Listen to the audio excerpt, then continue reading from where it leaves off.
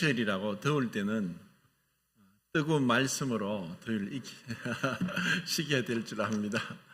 말씀 오늘 요한복음 15장 9절부터 15절까지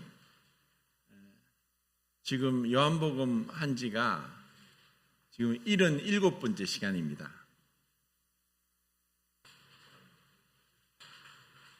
(15장) 9절부터 15절까지 같이 한 목소리로 읽고 또 마이크 잡고 말씀을 읽어주면 좋겠네요. 같이 읽겠습니다. 시작.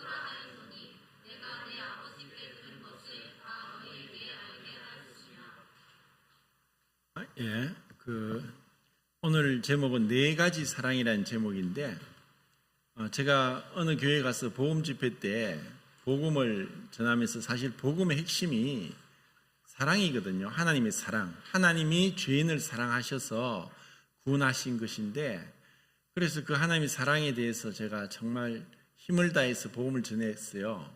근데 끝나고 나서 거기 사역하는 형님이 그 교회에 나이 든 노 성도님이 하는 말이 또 사랑 타령이냐, 왜 자꾸 사랑 얘기만 하느냐, 이런 얘기를 했다는 거예요.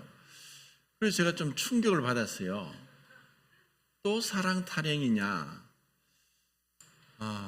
참 우리가 매주마다 예배를 드리지만 또 찬양을 드리죠. 오늘도 하나님의 사랑에 대해서 찬양을 드렸지 않습니까? 그런데 하나님의 사랑을 우리가 아무리 얘기한다고 해도 어떻게 그것이 똑같은 것으로 지겹고 뭔가 다른 걸 원하고 그런 마음이 든다면은 그거는 정말 구원을 받았나 하고 의심이 든다고 생각이 듭니다. 사실 우리가 그 부르는 찬송이나 또 말씀들 또 교제하는 그러한 설교 말씀들 거의 대부분이 사실 1, 2년 몇 년 다니면은 다 아는 거예요.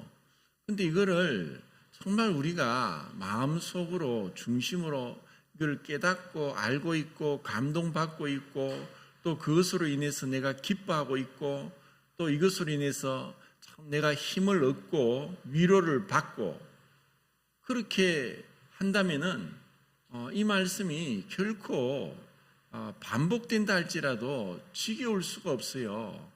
어떻게 하나님의 사랑.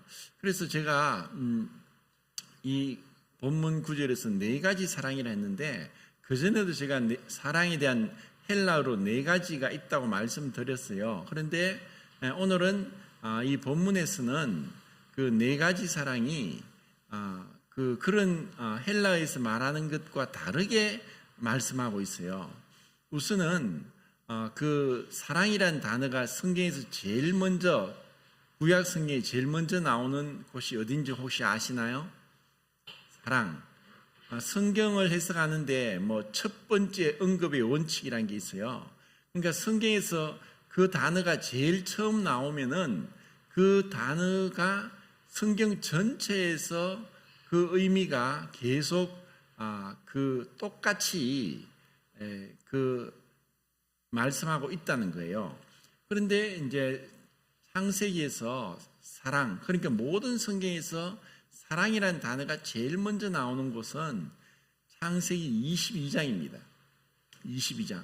근데 사실 단어로서 그렇지만 하나님이 세상을 창조하셨고 또 하나님의 형상과 모양대로 사람을 만드시고 또 에덴 동산에 사람이 그 거주할 수 있는 모든 조건을 갖추시고 하는 이 모든 내면에도 하나님의 사랑이 있죠.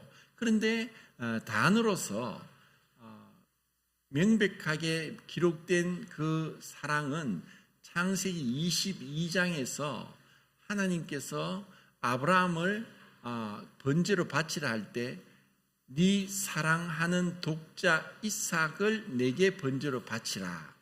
이 말씀에서 사랑이 제일 먼저 나왔어요. 그래서 이 사랑을 아버지가 아들을 사랑한, 특별히 아브라함이 100세에 낳은 아들 이삭을 향한 그 마음이 그 사랑으로 표현됐다는 거예요.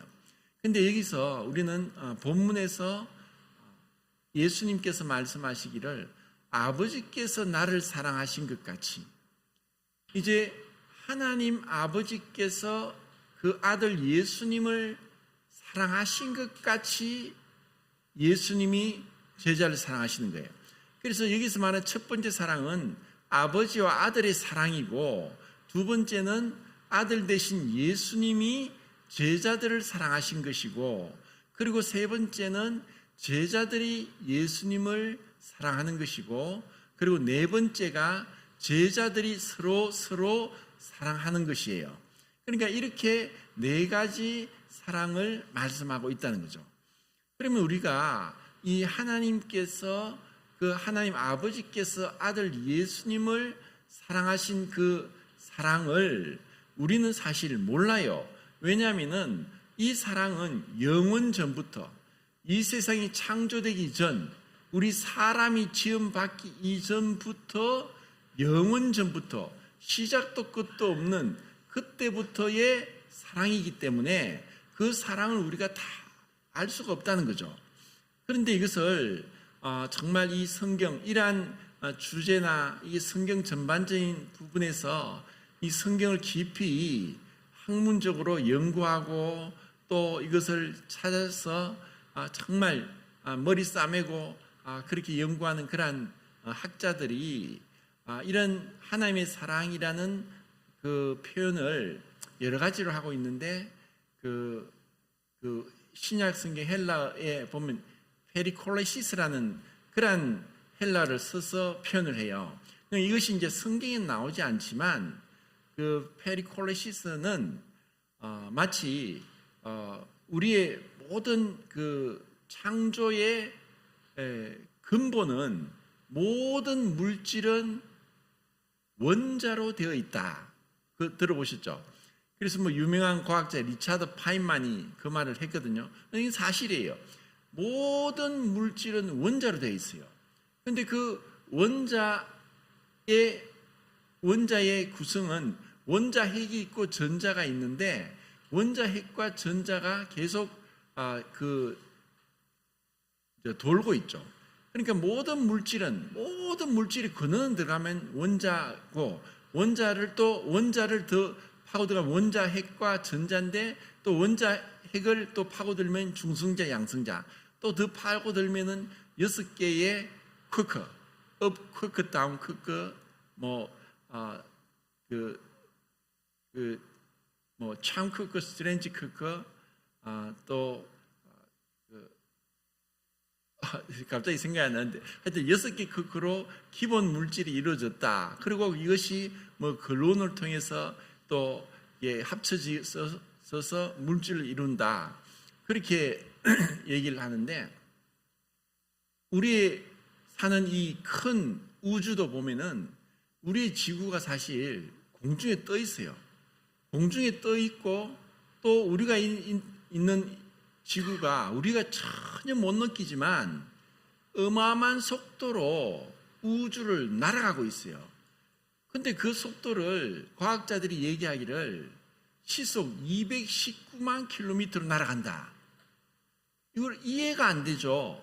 그러니까 그냥 지구만 보더라도 자전하는데 낮과 밤이 되는데 시속 1660km로, 1660km는 비행기보다 더 빨라요. 그러니까 어마어마한 속도로 회전을 해요. 그래서 낮과 밤이 되거든요. 그러니까 이 회전만 할 뿐 아니라 또 시속 10만 8천 킬로미터로 태양 주위로 공전을 하고 있어요. 그래서 공전을 하기 때문에 봄, 여름, 가을, 겨울 계절이 또 바뀌게 되는 거죠. 그러면 이것이 그냥 끝이냐? 태양은 우리 은하계에서 중심에서 2.7만 광년에 떨어져 있으면서 또 회전을 하고 있어요. 그래서 이 모든 이 우주가 계속 회전을 하고 있다는 거예요. 가만히 있질 않아요. 우리가 그렇게 느낄 뿐이지 대기가 전체 같이 돌고 있으니까 우리는 그 회전하는 걸 못 느끼고 이동하는 걸 못 느낄 뿐이지 비행기 안에서 비행기가 날아가는데도 못 느끼잖아요. 그것처럼 우리가 이 우주공간을 계속 돌고 있다는 거예요. 그런데 그 페리콜레시스가 바로 이 회전과 서로의 그 관계 속에서 그 함께 그 지휘하고 통제하고 역사하고 춤을 추듯 하는 그러한 모습으로 삼위일체 하나님의 사랑을 표현했어요.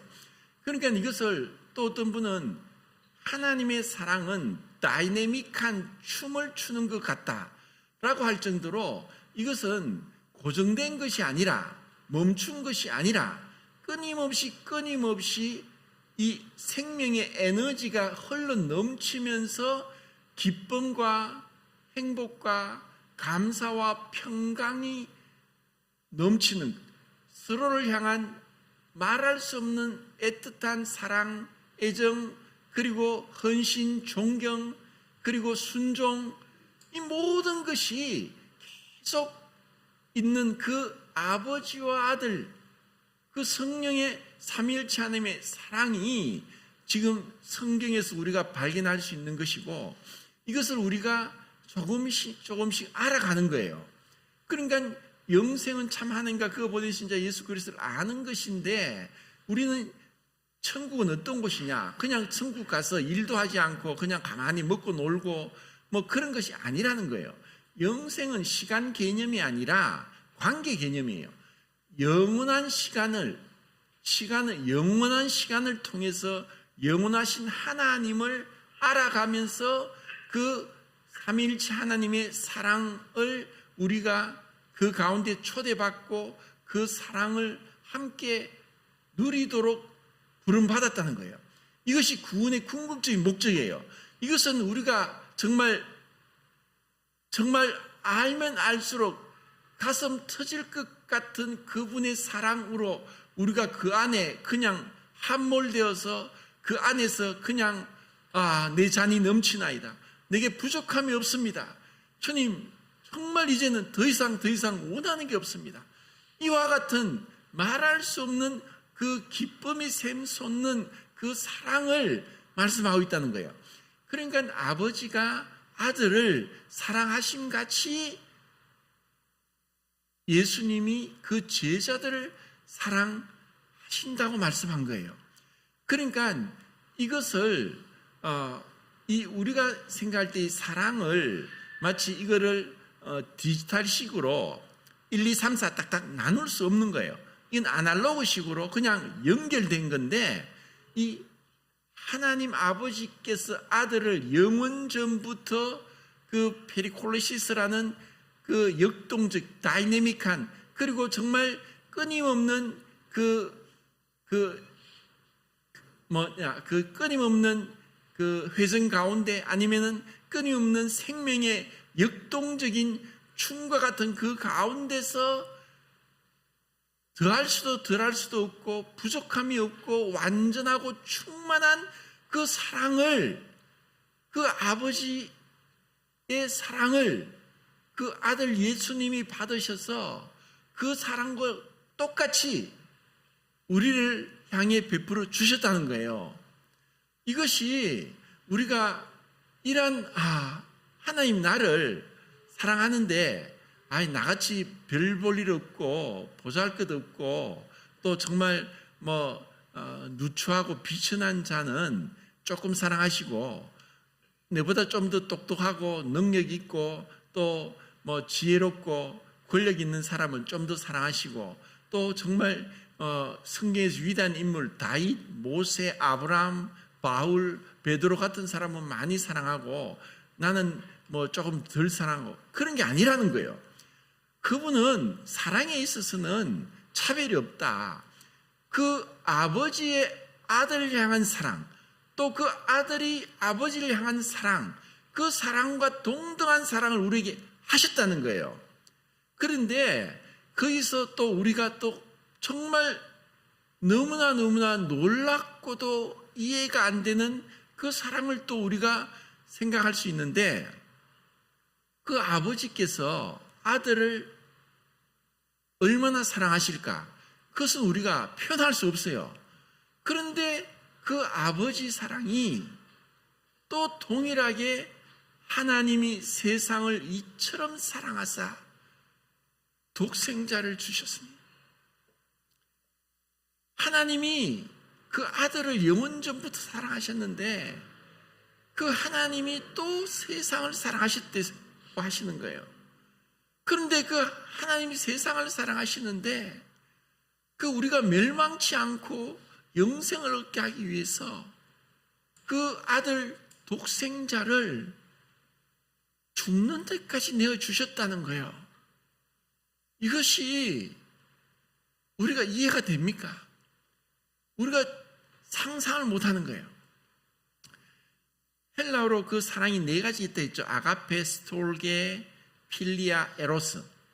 자, 하나님의 사랑은 아가페 사랑이에요. 그 아가페 사랑은 무조건적이고 무한하고 영원하고 변함없고 그리고 계속적으로 그 끊임없는 그 사랑을 말씀하는데, 그 사랑을 인간 관계 속에서 하나님의 사랑을 주시고 그 사랑할 수 있도록 한, 어쩌면 본능적으로 아니면 우리에게 있는 그 사랑이라는 말을 우리 인간의 표현으로 할 수 있는 게 세 가지인데, 그게 스톨게, 필리아, 에로스인 거예요.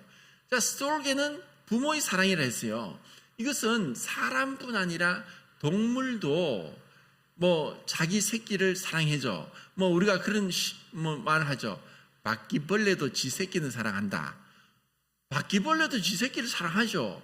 사실 뭐 그걸 사랑이라고 하니 본능이라 할지, 동물들이 그렇게 하듯이 우리 사람도 부모가 자식을 사랑하는 것은 본능이죠. 본능이에요. 그런데 우리 인간은 죄인이라서 부모가 자식을 사랑하는 것이 지나쳐서 그 사랑이 아니라 하나의 구속. 이 구속이라는 것은 성경에 말하는 구속이 아니라 그 잡을 굳자, 묶을 속자. 그래서 경찰이 범인을 구속했다 하는 것처럼, 죄인들이 구속됐다 하는 것처럼 잡혀서 묶여서 잡히는 것을 구속이라 하죠. 그러니까 부모가 이 자식을 사랑하는데 지나쳐서 이 부모가 원하는 이런 것을 하기 위해서 자식을 계속하는 거예요. 예전에 어떤 제가 아는 어떤 성도님이 자기 자식을 의사가 되게 하려고 계속 공부를 시켜서 그렇게 의사가 재수하고 해서 의과대학에 들어갔어요. 그런데 들어갔는데 그것을 견디지 못하고 중퇴하고 거의 평생을 바보 비스무리하게 그렇게 사는 거예요. 사실 부모가 자식을 사랑해서 좋은 것을 주고 그렇게 하지만, 부모가 자식을 마치 소유물로 자기의 어떤 못다 이룬 꿈과 야망을 성취하기 위한 대리자로 생각해서 부모가 그렇게 할 수도 있어요. 그리고 또 부모가 자식을 버릴 수도 있어요. 오래전에 우리나라에서 최초로 입양된 사람 중 한 사람이 1953년도에 어떤 여자아이가 어릴 때 스웨덴으로 입양됐어요. 그러니까 그때 사실 스웨덴은 선진국이고 우리나라는 6.25가 갓 끝나서 세상에서 제일 못 사는 나라예요. 지지리도 못 사는 거예요. 자식을 낳았는데 부모가 자식을 키울 만한 능력도 없고 돈도 없고 그런 게 안 되는 거예요. 그런데 이 스웨덴이라는 그 좋은 선진국에 입양을 보내면 좋은 환경 가운데 잘 살 거라 해서 보냈어요. 그래서 그곳에서 스웨덴에서 얻은 이름이 수잔 브링크예요. 근데 이 수잔 브링크가 스웨덴에 살면서 그 사람과 결혼하고 애도 둘 낳고 했는데 나중에 이혼하고 애들 둘 데리고 자기의 고국에 와서 부모를 찾아왔어요. 그래서 그것이 다큐멘터리로 만들어져서 수잔 브링크의 아리랑이라는 다큐멘터리로 만들어졌는데 어떻게 해서 자기의 엄마를 찾았어요. 그런데 이 엄마를 찾았는데 이 수잔 브링크는 우리말을 몰라요. 어릴 때 가서 스웨덴말 해요. 그런데 이 엄마는 이 아이를 어릴 때 입양 보내고 나서 너무 가난해서 너무 할 수 없었어.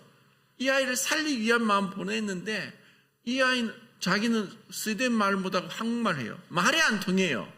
그래서 일주일 동안 집에 있으면서 처음에는 울고 이런 마음이 복받쳤지만 시간이 지나니까 대화가 안 되니까 혼자 슬슬 있다 다시 돌아가는, 사실 참 제가 그런 모습을 보고 가슴이 아팠어요. 우리의 어떤 역사의 비극 속에서 일어난 이런 정말 눈물겨운 그런 이야기잖아요.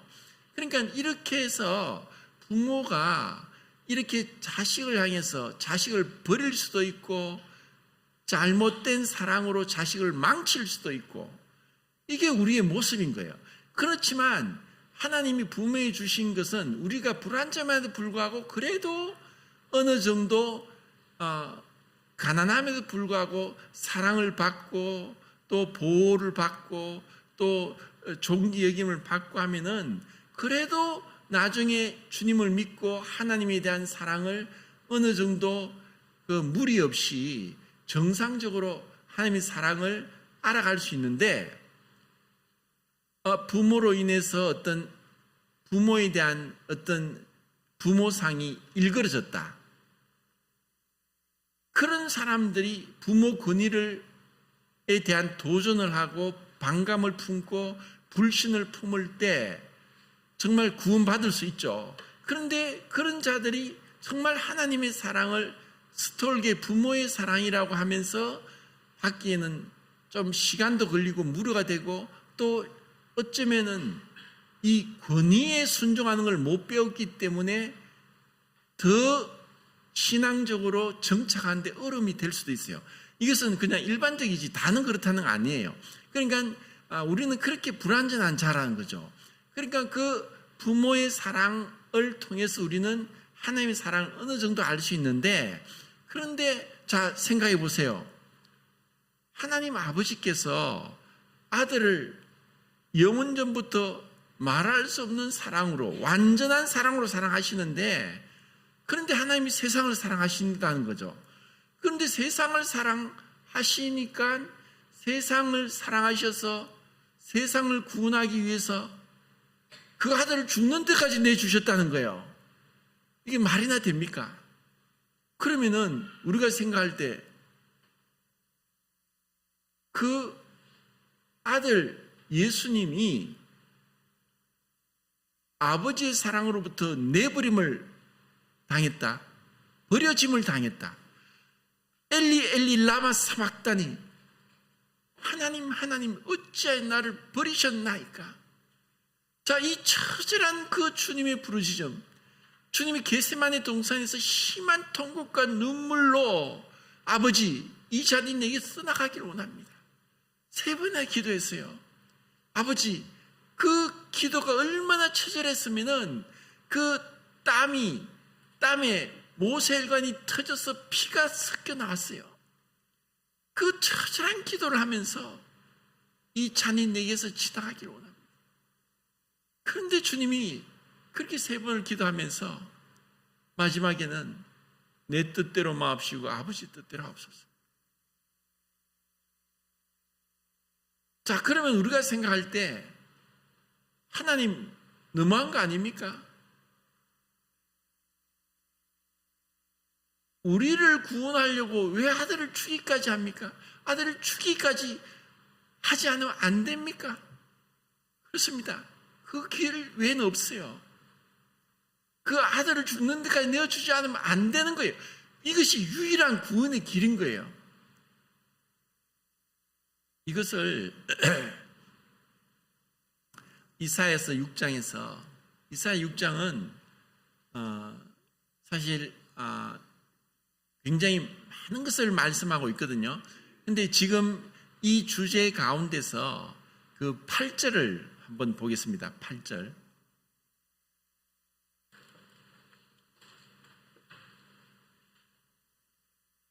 이사야 6장 8절. 시작. 주께서 이르시되 내가 누구를 보내며 누가 우리를 위하여 갈고 하시니 그때 내가 여기 있나이다 나를 보내소서 하였더니. 예, 저는 이 말씀을 이사야가 소명을 받고 자기 죄를 깨닫고 죄를 정죄함을 받고 그리고 그 소명을 받아 가지만 그 이후에 9절 10절에는 그들이 믿지 않을 거다. 그들이 보기는 보아도 보지 못하고 듣긴 들어도 듣지 못하고 마음으로 깨닫지 못하고 한다는 것을 알고 있어요. 이게 뭐냐면은 그 삼위일체 하나님이 창세기 보면은 우리가 우리 모양대로 사람을 만들자. 우리가 내려가서 인간이 바벨탑을 쌓고 하나님께 도전하는데 어떤지 한번 보자. 우리가 하나님의 이름도 복수형 의미가 달려서 엘로힘 복수인 거예요. 그런데 그 뒤에 나오는 동사는 단수 동사예요. 하나님은 각각 성부, 성자, 성령 하나님의 개체적으로 구별되지만 분리되지 않고 연합되지만 혼합되지 않았어요. 그래서 우리라고 하지만 하나님은 한 분이에요. 이것은 우리가 이해할 수 없는 부분이에요. 우리를 위하여 누구를 보낼고 그분이 영원 전부터 이것은 이사야를 예언하지만 이것은 삼일체 하나님이 이 세상을 구원하기 위해서 우리를 위해 누가 갈고 주여 나를 보내서 내가 있나이다. 이것은 주님이 자원하셨다는 거예요. 아버지께서 보통 우리가 생각할 때 아버지니까 아버지라는 권위로 아들에게 야 너 이거 해. 싫은데요. 하라면 해. 예 알겠어요 할게요. 어쩔 수 없이 아버지가 권위를 내세우니까 아들이 그냥 하는 것과 아니라는 거예요. 먼저는 주님이 나를 보냈었어요. 그리고 이것을 주님께서 요한복음 10장 18절을 보겠습니다. 요한복음 10장 18절.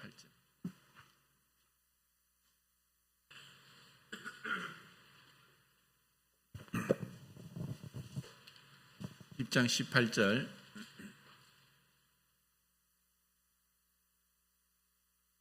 시작. 이를 내게서 빼앗는 자가 있는 것이 아니라 내가 스스로 버리노라.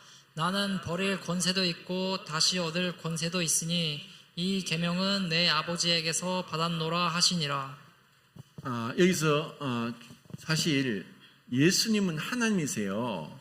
그래서 어떤 인간도 그 당시 로마의 정권을 가지고 빌라도나 로마의 황제도 또 오늘날 어떤 나라도 미국이라는 막대한 군사력을 가진 천조국이라 그러죠. 미국이 천조국은 국방비에 1,000조 원을 쓴다고 해서 천조국이라 그래요. 그러니까 그런 천조국인 미국도 예수님을 조금도 손가락 것도 못해요. 그분이 창조주인데 누가 그분의 목숨을 빼앗을 수 있어요? 그분은 스스로 목숨을 버린 거예요.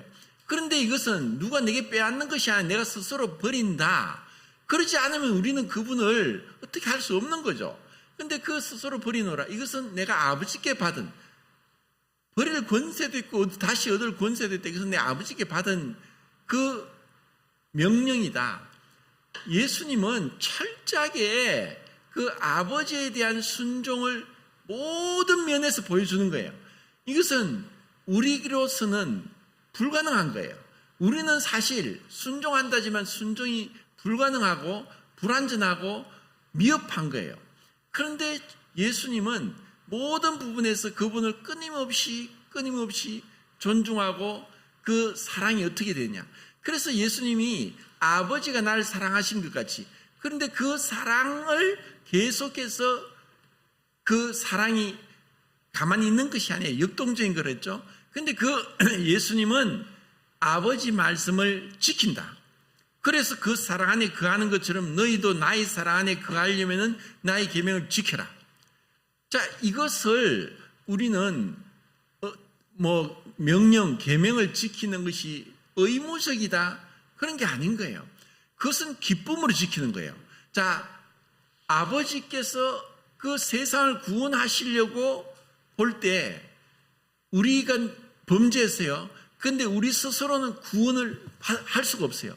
우리는 우리 스스로는 구원의 길을 찾을 수가 없는 거예요. 어떠한 인간도 우리 구원자가 될 자격도 없고 능력도 없고 그럴 수도 없는 거예요. 그렇게 할 자가 없어요. 우리가 그래도 사람이 그 뒤에 보면은 사람이 친구를 위해 목숨을 버리면 이보다 더 큰 사랑이 없다. 어느 정도는 우리가 누군가를 위해서 희생하고 살신성인이란 이름도 받을 정도로 그렇게 할 수 있지만 온 인류의 죄를 담당할 수 있는 사람은 없다는 거죠. 오직 예수님밖에 없는 거예요. 그래서 예수님이 오시는데 스스로 내가 가겠다고 하셨고, 그것도 아버지의 그 허락하에 그분의 명령으로 오셨다는 거예요. 그러니까 이 관계는 아버지께서 아들을 버리기까지 세상을 구원하시고 사랑하시는 것과 예수님께서 자기가 아버지의 사랑에 끊어짐을 당하면서까지 우리를 위해서 자기를 버리시는 그 사랑, 이 사랑을 우리가 여기서 봐야 되는 거예요.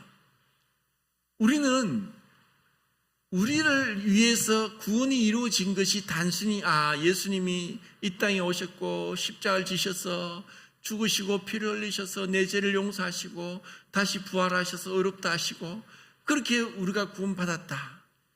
우리가 이렇게 생각하기 단순하게 해서는 안 된다는 거예요. 이 안에는 그 부모의 사랑, 아버지께서 우리 인간은 자식을 향해서 편애하고 잘못된 사랑, 구속과 또 아니면은 아집으로 자신의 욕망을 이루기 위한 대리자로 그렇게 할 수 있지만, 지금 아버지 하나님의 사랑은, 아들 향한 사랑은 더 숭고한 사랑이고, 그 가치가 그 죄인들을 사랑하고 순종하고 완전한 존중과 영원한 기쁨 가운데 있었던 아들을 버리시면서까지 죄인을 사랑하시고 원수를 사랑하신 사랑이라는 거예요. 이 사랑을, 죄인을 구원하기 위해서 아들을 버린 거예요. 이거를 세상 사람은 이해 못해요. 그래서 이사야서 6장 9절 10절에 이 말씀이 신약성경에 6번이나 언급돼서 6번이나 그들이 깨닫지 못한다.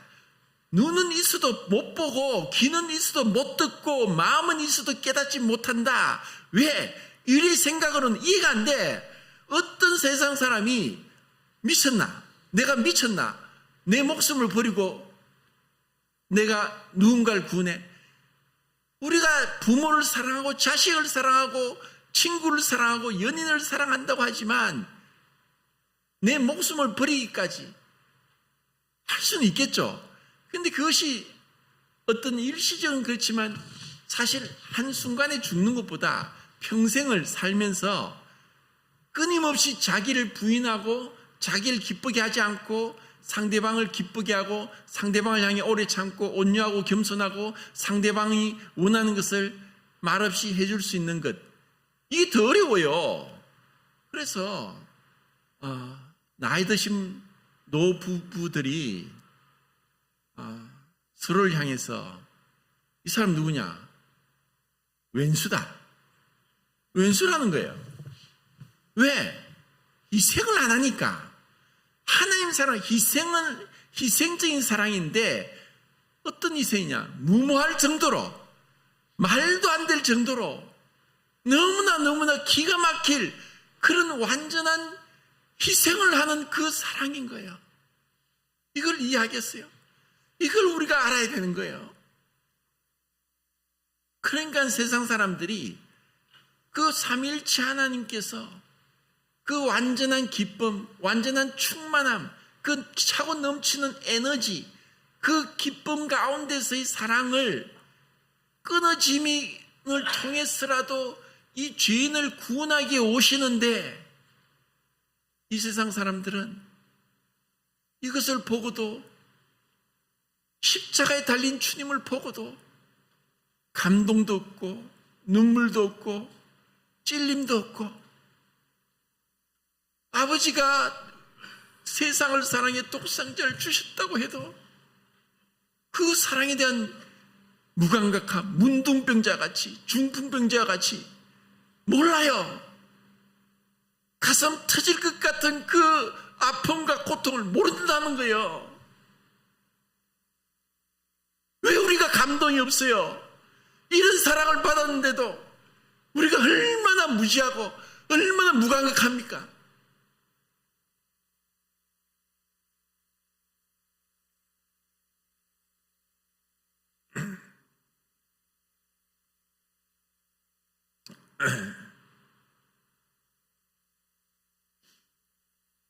마태복음 찾진 않겠습니다. 그 시간이 없어서 마태복음 적어놓으세요. 8장 10절, 마가복음 4장 12절, 누가복음 12장 10절, 요한복음 누가복음 8장 10절이네요. 죄송합니다. 마태복음 13장 13절, 마가복음 4장 12절, 누가복음 8장 10절, 요한복음 12장 39절 40절, 그리고 사도행전 28장 26절 27절, 로마서 11장 8절. 자, 이게 뭐냐면은 그들이 이 하나님이 독생자를 죽는 데까지 내어주셨고, 그 아들 예수님, 아들 하나님이 하나님과 동등됨을 취할 거로 여기지 않고 자기를 비워 종의 형체를 가져 사람의 모양으로 오셨고 죽기까지 복종하셨다는 그 말씀을 듣고서도 깨닫지도 못하고 보지도 못하고 듣지도 못하는 이런 맹인과 같고 벙어리가 같고 이 바보 천지 같은 이 인간을 지금 이 말씀을 6군데나 인용을 했다는 거예요.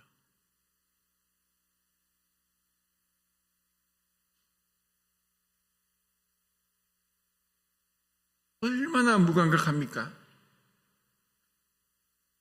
벌써 시간이 됐네요. 아직 시작도 못 했는데 나머지는 다음 시간 하기로 하고, 정말 우리에게 하나님이 은혜를 주셔서